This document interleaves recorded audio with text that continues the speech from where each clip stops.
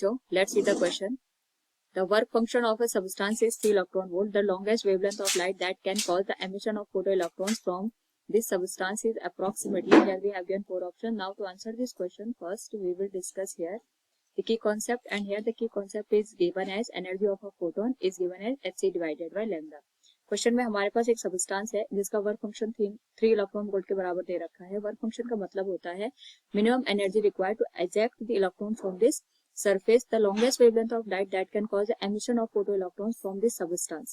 तो हमें यहाँ पे वेवलेंथ निकालनी है और यहाँ पे हमारे पास जो वर्क फंक्शन की वैल्यू दे रखी है 3 इलेक्ट्रॉन वोल्ट के बराबर दे रखी है.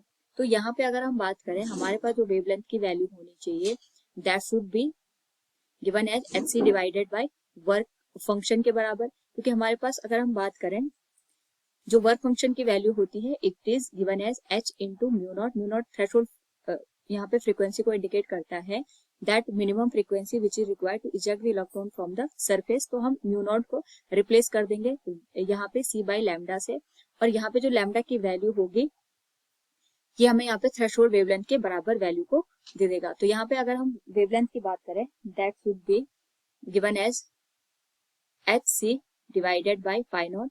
h की जो वैल्यू है इस पर्टिकुलर केस में that will be given as 6.63 into 10 raised power minus 34 के बराबर. Speed of light is given as 3 into 10 raised power 8, और जो वर्क फंक्शन यहाँ पे हमें दे रखा है दैट इज 3 इलेक्ट्रॉन वोल्ट. तो ये आ जाएगा 3 into 1.6 into 10 raised power minus 19 से मल्टीप्लाई करके इसको जूल में कन्वर्ट कर देंगे.